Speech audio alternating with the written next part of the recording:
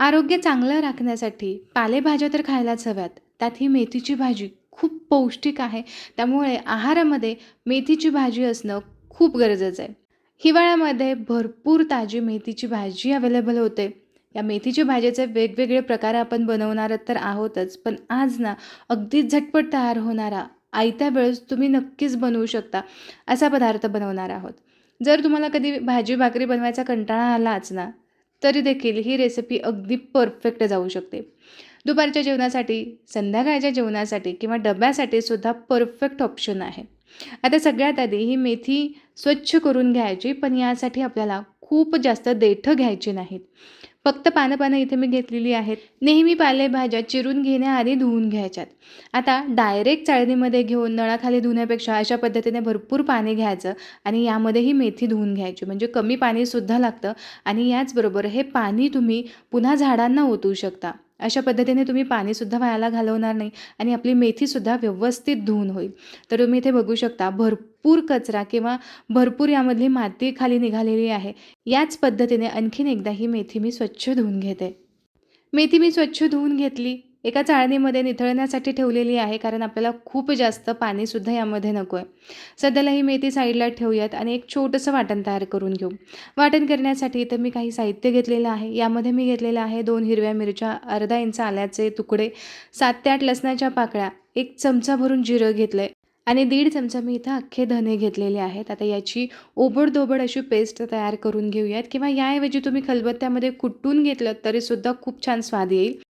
पाणी न घालता असं ओबड-धोबड वाटण तयार करून घेतलं. तुम्ही इथे बघू शकता. यामध्ये घातलेले जिरे आणि धने यामुळे खूप छान पराठ्यांना स्वाद येतो. आता सध्या हे साईडला ठेवूयात आणि पुढची कृती पाहूयात. मेथीमधलं एक्स्ट्राचं पाणी चांगलं निथळलं गेलं. आता यानंतर आपल्याला मेथी चांगली चिरून घ्यायची आहे. यासाठी थोडी-थोडी करत आपण मेथी चिरून घेऊ, म्हणजे व्यवस्थित चिरता येईल. तर अशा पद्धतीने हातामध्ये मेथी व्यवस्थित जुळवून घ्यायची आणि चांगली बारीक ती चिरवून घ्यायची. आता मेथी सर्वसाधारणपणे ना थंडीच्या दिवसामध्ये जास्त उपलब्ध होते. यामुळे आपण मेथीच्या फायद्यांचा जास्तीत जास्त लाभ घ्यायला हवा. मेथी एक स्वादिष्ट भाजी असून याने वजन कमी करण्यास मदत होते. मेथीच्या पानांमध्ये असलेल्या गुणांमुळे ना कोलेस्ट्रॉलचं प्रमाणसुद्धा नियंत्रित ठेवण्यास मदत होते. मेथीमध्ये हायड्रोक्लोसिल्युसिन नावाचे एक ॲमिनो ॲसिड असते, जे एक प्रकारे मधुमेह रोधक असते. याशिवाय यातील ग्लॅक्टोनिनमुळे ना डायजेशनला मदत होते. त्यामुळे ब्लड शुगरसुद्धा नियंत्रित राहते. थंडी जरी गुलाबी असली तरीसुद्धा त्वचेची काळजी मात्र घ्यायलाच हवी. म्हणूनच मेथीमध्ये सुद्धा आरोग्याबरोबरच त्वचेची काळजी घेण्यासाठी अँटीऑक्सिडंट आणि अन्य आवश्यक विटॅमिन्स उपयुक्त असलेली मेथी आपल्या त्वचेला सुद्धा अगदी व्यवस्थित ठेवते. पचनासंबंधित समस्या दूर करण्यासाठी सुद्धा ना मेथी खूप लाभदायक आहे.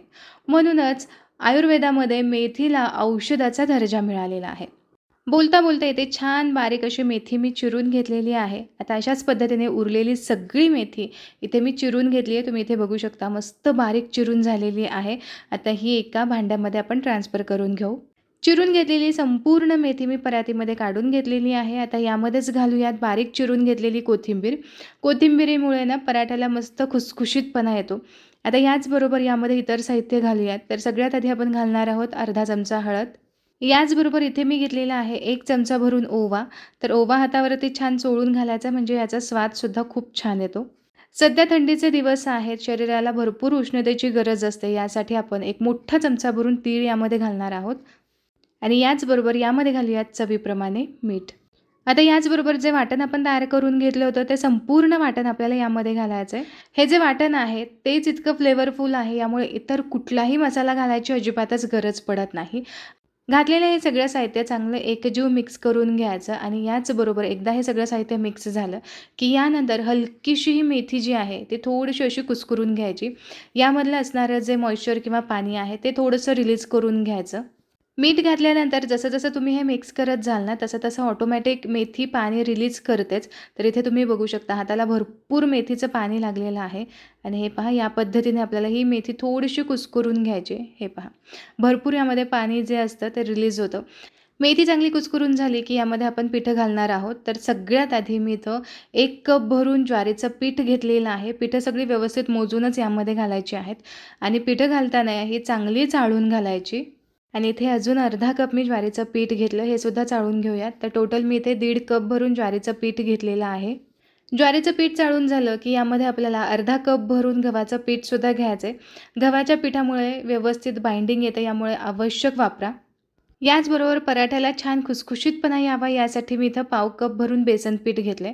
तर सगळी पिठं इथं चाळून झालेली आहेत. पिठं चाळून झाले की यामध्ये आपल्याला 1 चमचाभर तूप घालायचं आहे, म्हणजे या पराठ्यांचा खुसखुशीतपणा आणखीन जास्त वाढतो. आता लगेच पाणी न घालता आधी सगळं साहित्य चांगलं एकजीव मिक्स करून घेऊ. आधी सगळे साहित्य चांगलं एकजीव मिक्स करून घेतलं की पाण्याचा अंदाजसुद्धा व्यवस्थित येतो. आता यानंतर थोडं-थोडं करत यामध्ये पाणी घालायचं आहे आणि घट्टसर असा गोळा मळून घ्यायचा आहे.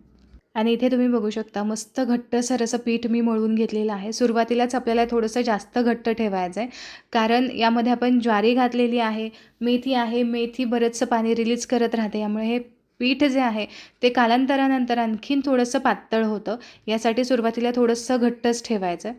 आता हे पीठ चांगलं घट्टसर असं मळून झालं आहे. एक 5 ते 10 मिनिटांसाठी आपण हे मुरत ठेवूयात. यामध्ये आपण ज्वारी घातलेली आहे, यामुळे खूप जास्त वेळ हे पीठ भिजत ठेवायचं नाही. अगदी एक 5 ते 10 मिनिटं पुरेसे होतात, किंवा तुम्ही नाही भिजत ठेवलं तरीसुद्धा चालू शकतं. आता चपातीसाठी जेवढा उंडा आपण घेतो, त्या तुलनेमध्ये थोडासा मोठाच उंडा आपल्याला इथे घ्यायचा आहे. आता या उंड्याला वर खाली दोन्ही बाजूला पिठी लावायची आणि हा उंडा आपल्याला चांगला लाटून घ्यायचा आहे. चपातीपेक्षा थोडासा जाडसर ठेवायचा किंवा भाकरीपेक्षा थोडासा पातळ ठेवायचा. आपण यामध्ये मेथी घातलेली आहे, यामुळे ही मेथीसुद्धा व्यवस्थित शिजायला हवी. यासाठी अगदीच खूप जाड असं लाटून घ्यायचं नाही. तर हे बघा मस्त असा पराठा मी इथे लाटून घेतलेला आहे. आता जेव्हा आपण पराठे लाटून घेतो त्यावेळेस शेप अगदी परफेक्ट गोल असा येत नाही. यासाठी आपल्याला काय करायचं, या पद्धतीचं एखादं झाकण किंवा डब्याचं झाकण असं घ्यायचं की ज्यामुळे आपल्याला व्यवस्थित ते कट करून घेता येईल. असे एकसारखे गोल पराठे कट करून घेतले की सगळेच अगदी व्यवस्थित छान असे दिसतात. आणि इथे तुम्ही बघू शकता मस्त गोल आकारामध्ये पराठा आपला तयार झाला. साईडचा जो भाग आहे तो थोडासा व्यवस्थित हाताने गोल करून घ्यायचा आहे, किंवा जर तुम्हाला साईडच्या कडा थोड्याशा जाड वाटत असतील तर थोडंसं तुम्ही लाटून घेतलं तरीसुद्धा चालेल.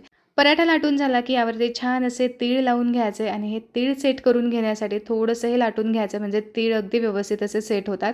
आपण पीठ मळत असताना सुद्धा यामध्ये तीळ घातले होते, त्यामुळे वरून तुम्ही नाही लावले तरीसुद्धा चालू शकतं, पण दिसायला हे थोडेसे छान दिसतात, यामुळे मी हे लावून घेत आहे. आता इथे पराठा आपला तयार आहे. आता हा आपण पटकन भाजून घेऊयात. पराठा भाजून घेण्यासाठी तव्याला थोडंसं आधी तेल लावून घ्यायचं, म्हणजे पराठा व्यवस्थित भाजला जातो, खाली अजिबात चिकटत नाही. अगदी थोडंसं तेल लावून घेतलं. आता यानंतर आपण पराठा यावरती घालूयात. एक अर्धा मिनिट झाला की हा पराठा पलटी करून घ्यायचा आणि दुसऱ्या बाजूने सुद्धा चांगला भाजून घ्यायचा. आता पराठे भाजताना नेहमी गॅसची फ्लेम मीडियम ठेवायची, म्हणजे मीडियम फ्लेमवरती अगदी व्यवस्थित मेथीसुद्धा भाजली जाते आणि अजिबात पराठा हा आतमध्ये कच्चा राहत नाही.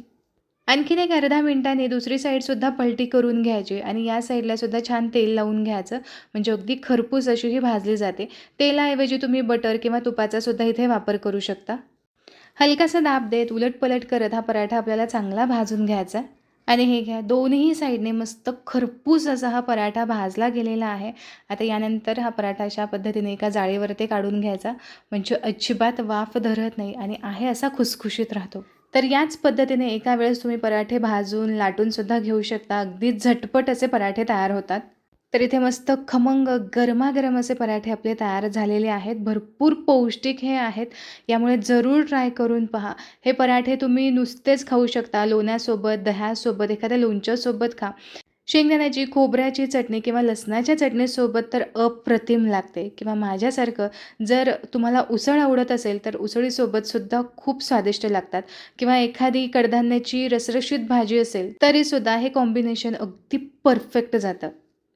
आणि इथे तुम्ही बघू शकता भरपूर पौष्टिक असणारा हा पराठा मस्त खुसखुशीत असा झालेला आहे, शिवाय झटपटही झाला आहे. आशा करते आजची ही रेसिपी तुम्हाला आवडली असेल. रेसिपी आवडली असेल तर नक्की लाईक करा. चॅनलला सबस्क्राईब केलं नसेल तर पटकन सबस्क्राईब करून घ्या. पुन्हा भेटूया अशाच एका मस्त रेसिपीसोबत. तोपर्यंत स्वस्थ राहा आणि मस्त मस्त खात राहा.